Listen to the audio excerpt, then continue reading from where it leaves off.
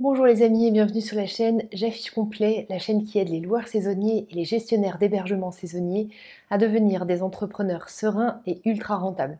Aujourd'hui, je vous parle d'un sujet qui a été évoqué 2 fois aujourd'hui avec une cliente en coaching individuel et un client de notre prestation de service. C'était exactement le même sujet, donc j'ai dit les amis, c'est c'est le même sujet. Euh, est-ce une bonne idée d'offrir un pourcentage de réduction pour inciter les voyageurs à revenir réserver sur notre site direct? Donc, j'ai répondu à cette question avec eux, on en a débattu, c'était très intéressant. Donc, je vais reparler avec vous de ce sujet pour vous donner aussi des billes de réflexion ou de décision par rapport à cet aspect-là. Si mes 2 clients qui se reconnaîtront peut-être m'écoutent, eh bien écoutez, je vous salue et merci pour ces échanges super intéressants. Alors, sur ce sujet-là, d'offrir un pourcentage, déjà de quoi on parle? En général, certains loueurs saisonniers se disent, pour mes réservations qui sont venues d'Airbnb ou de Booking, ou même à la limite les réservations qui viennent du direct, je vais inciter les voyageurs à revenir réserver chez moi la prochaine fois et surtout directement sur mon propre site, de façon à récolter des réservations en direct, avoir leur identité, etc. etc. Et avoir une meilleure maîtrise de l'ensemble de ma distribution. Sur cette partie-là, en général, ce qui est fait, c'est donner un code de réduction, un code promotion, qui donne accès à un discount en pourcentage pour la prochaine réservation. Alors c'est vrai que l'idée est très bonne. Moi je trouve que le concept même de inciter, motiver les voyageurs à revenir chez nous en direct, amen, je trouve ça génial. Maintenant, le point que je questionne plutôt sur cet aspect-là, c'est est-ce que c'est vraiment un pourcentage de réduction qu'il faut qu'on offre? Parce que le problème du pourcentage de réduction, c'est que sur les périodes de faible demande, ça va donner 15 € quoi, de réduction. Mettons que la personne revienne pendant 3 jours sur voilà, un séjour sur lequel les nuitées sont à 40 € la nuit. Voilà, vous mettez 5% de réduction sur ça, vous allez offrir un café au gars, quoi. Et puis à l'inverse, sur les périodes de forte demande, il suffit que votre mois d'août soit hyper fort et que comme par hasard, le gars décide d'utiliser son code promo sur la semaine numéro 1 du mois d'août, celle qui est la plus chère de toute l'année, les 5% font un peu plus mal. Et là, c'est vraiment dommage parce que vous étiez sûr que vous alliez la remplir cette semaine. Vous n'aviez aucun doute sur le fait qu'elle allait pouvoir potentiellement rester vide. Il y avait une certitude absolue qu'on allait la remplir. Donc, on aurait bien aimé se passer de ce 5% de réduction, même si en effet le gars revient sur le site direct, mais bon, le bénéfice n'est pas suffisant pour pouvoir justifier un effort financier aussi fort.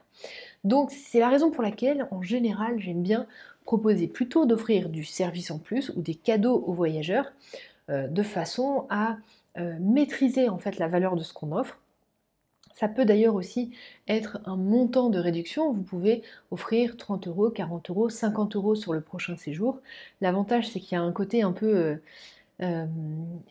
pécunier immédiat, quoi, qui fait que ça parle tout de suite. Ah, on m'offre 50 €. Je veux dire, tout le monde voit ce que c'est 50 €. Tout le monde voit aussi ce qu'on peut s'acheter avec 50 €. Donc, il y a un aspect très concret qui parle tout de suite aux voyageurs.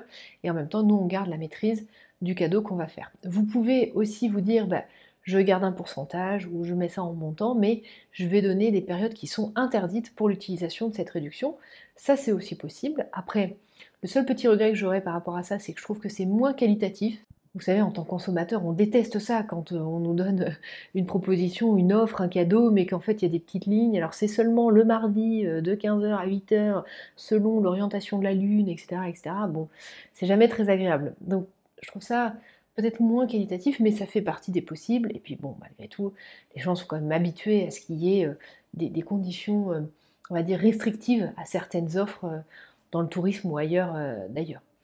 Donc ça, c'est aussi un point qui est possible. Et puis, la dernière chose, c'est d'offrir des cadeaux ou du service en plus qui va permettre, en fait, d'avoir une expérience, on va dire, augmentée, une expérience décuplée pour le voyageur et pour nous, la maîtrise totale des dépenses en fait associées à ça. L'avantage aussi, c'est de ne pas faire de réduction tarifaire permet d'offrir ce service constamment, n'importe quand en fait. Donc je trouve que c'est qualitatif et c'est pas un gouffre financier pour autant. Donc c'est vrai que moi j'aime bien cette partie-là.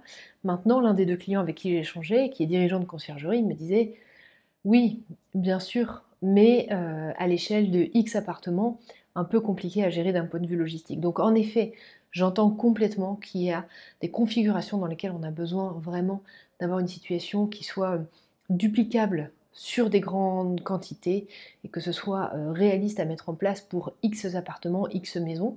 Mais si on est dans une situation où on a vraiment une maîtrise plus proche de l'exécution de la prestation de service, qu'on soit un gîte, une maison d'hôte, ou tout simplement qu'on ait des appartements qui sont pas loin de chez nous, ce qui nous permet d'être réactifs sur ce genre de choses, et ben je trouve que le fait d'offrir un cadeau va être probablement plus vertueux que de faire un pourcentage de réduction sur les séjours qu'on va proposer aux voyageurs.